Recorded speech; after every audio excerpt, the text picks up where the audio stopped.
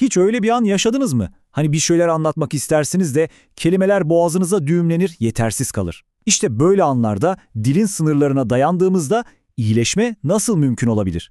Gelin bugün sanatın, kelimelerin bittiği yerde nasıl devreye girdiğini ve içimizdeki o sessiz fırtınaları nasıl dindirdiğini birlikte keşfedelim. İşte bu söz var ya, tam olarak anlatmak istediğimiz şeyi özetliyor aslında. Çünkü bazı deneyimler o kadar derindir ki onları kelimelere dökmeye çalışmak sanki bir okyanusu küçücük bir bardağa sığdırmaya çalışmak gibidir. İmkansızdır. Peki neden? Neden bazı duygular, bazı anılar dile gelmez? Çünkü en derin, en eski anılarımız biz daha konuşmayı bile bilmezken şekillenir. Beynimiz bu ilk deneyimleri cümleler olarak değil, tamamen farklı bir dilde kaydeder. Buna psikolojide söz öncesi bellek diyoruz. İşte bu yüzden bildiğimiz anlamda konuşma terapileri bazen bilincimizin bu en derin katmanlarına ulaşmakta zorlanabilir. Çünkü kelimelerle kodlanmamış bir anıyı kelimelerle çözmeye çalışmak sanki yanlış anahtarla doğru kapıyı açmaya çalışmak gibi bir şey. İşte tam da bu noktada sanat terapisi devreye giriyor ve bize bambaşka bir yol sunuyor. Zihnimizin o konuşamayan kısmına doğrudan bir köprü kuran, kelimelerin ördüğü savunma duvarlarını usulca aşan bir yöntem bu. Gelin bu ikisi arasındaki farka biraz daha yakından bakalım. Konuşma terapisi, beynimizin dil merkezleriyle yani hikayelerimizi anlattığımız kısımla çalışır. Sanat terapisi ise bambaşka bir kapıyı çalar. O, sözel savunmaları atlayıp doğrudan bilinç dışına yani hislerin ve imgelerin dünyasına ulaşır. Bu da onu özellikle erken dönem travmaları için inanılmaz güçlü bir araç haline getiriyor. Ve bu yeni bir şey de değil aslında, kökleri oldukça sağlam.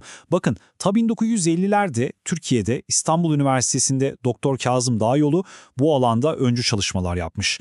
Amerika'da da aynı dönemlerde resmi bir disiplin olarak kabul görmüş. Yani bugün klinik uygulamalara dayanan köklü ve güvenilir bir alandan bahsediyoruz. Peki bu süreçteki sihir tam olarak nasıl işliyor?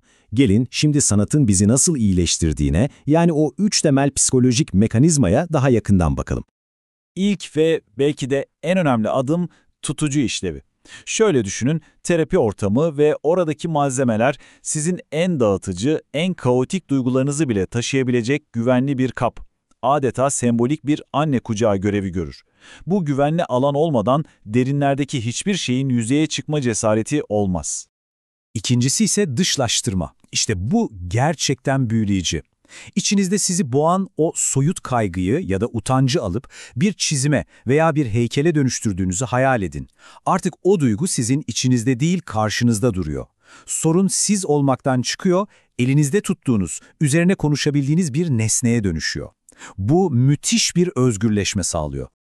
Ve üçüncü mekanizma, yüceltme. Bu en olgun savunma mekanizmalarından biri olarak kabul edilir. İçimizdeki öfke gibi, saldırganlık gibi yıkıcı olabilecek bir enerjiyi alıp onu sanat gibi yapıcı ve üretken bir şeye dönüştürme sanatıdır bu. Tıpkı bir fırtınanın enerjisini alıp bir yel değirmenini döndürmek gibi.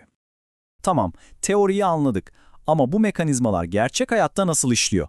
İşte bunu görmek için gelin sizi Kaye'nin etkileyici hikayesiyle tanıştırayım.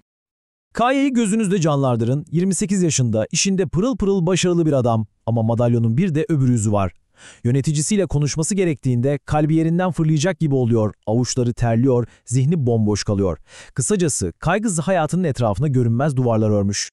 Terapide bir gün terapisti ona bir kalıp kil uzatıyor ama K.A. dokunmayı reddediyor. Nedenini sorduğunda ise cevap çok manidar, fazla kaotik.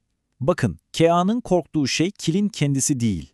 O şekilsiz, dağınık kil aslında kendi içinde hissettiği ve bir türlü yenetemediği o ezici kaosu yansıtıyor.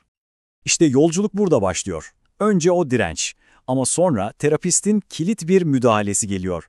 Kili bir kaos nesnesi olarak değil, tam tersine o kaosu tutabilecek güvenli bir kap olarak yeniden çerçeveliyor. Bu küçük ama güçlü değişim K.A.'ya o kile dokunma cesaretini veriyor. Ve K.A. sessiz ve yoğun bir şekilde kili yoğurmaya başlıyor.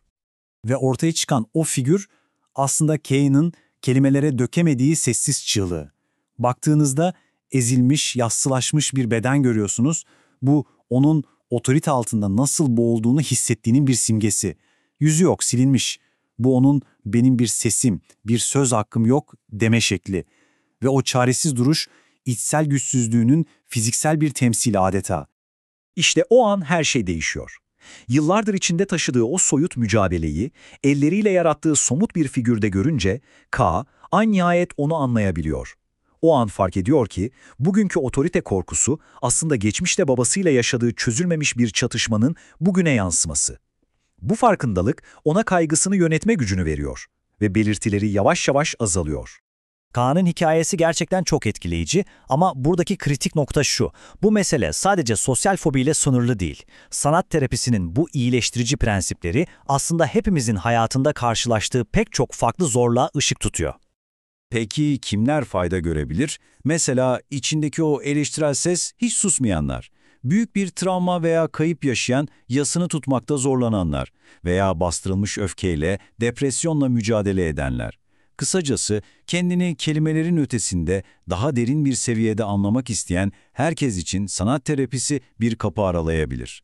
Özellikle düşük özgüven için nasıl çalıştığını bir düşünün. Bir şeyi sıfırdan yaratıp tamamlıyorsunuz. O bitmiş eser sizin yetkinliğinizin, yeterliliğinizin elle tutulur somut bir kanıtı haline geliyor. İçinizdeki o yapamazsın, beceremezsin diyen sese karşı elinizde tuttuğunuz bir cevap bu. Bu eylem zedelenmiş kendilik algımızı onarıyor ve içimizdeki ben değerliyim, ben yapabilirim hissini güçlendiriyor. Özetle vardığımız nokta şu: sanat terapisi, kelimelerin ulaşamadığı en derin yaralarımıza dokunuyor. Şekilsiz duygularımıza bir şekil, sessiz çığlıklarımıza bir ses veriyor ve en kaybolmuş hissettiğimiz anlarda bile bize iyileşmeye giden yeni bir patika sunuyor. Şimdi sizi bu düşünceyle baş başa bırakıyorum. Bir anlığına durup kendinize sorun. Sizin en derin duygularınız bir şekle bürünseydi bu ne olurdu? Belki de aradığınız cevaplar kelimelerde değil, ellerinizin ucundadır.